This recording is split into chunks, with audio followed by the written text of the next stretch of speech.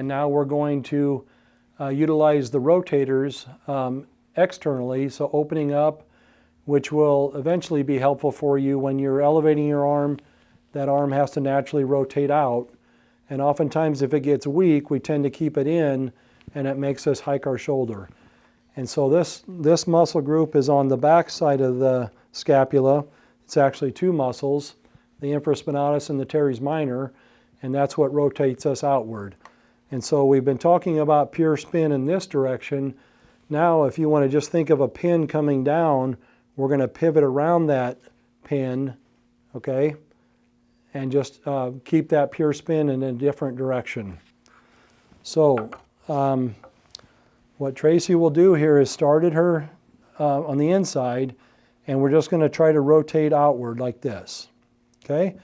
But first we want to activate the other muscles. So Tracy, if you'll put your two fingers here again. So we just want to keep repeating this. Eventually you don't have to repeat each muscle if they're on board and working naturally. So think first of all the handshake. Just do about maybe 3 of those. And then when you get done with the third one, then go into the, as you go forward with the handshake, change your mind, then go into the dumping the water. Try to keep the shoulder down. There you go. And then now you have that working. Now come into your body, and you could take your hand away. And then now you're just going to rotate outward. So the tendency is with the with this motion is we end up thinking of just the elbow more than the shoulder. So just as a visual, if you were to go down, you would dump that water. So we just want to think of passing a glass to someone next to us full of water. Okay, there you go, good.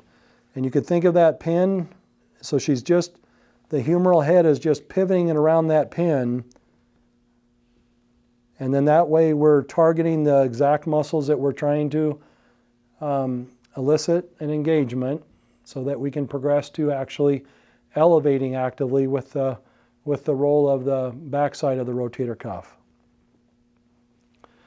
And then like we've done before, you can then progress that into reaching in different directions. And also you can make it a little bit more challenging by coming away from your body to begin with, and then that way you have more to control, and then go into reaching. So start with it here, and then go into reaching. That's it. So where I have my activation again is over the involved muscles for activation, but also she has a tendency still to overactivate this upper trapezius. So that's natural. That's part of the healing process, is to get the right muscles conditioned till they're strong enough and also have endurance so that they can make repetitive motions like we do in life with the proper coordinations.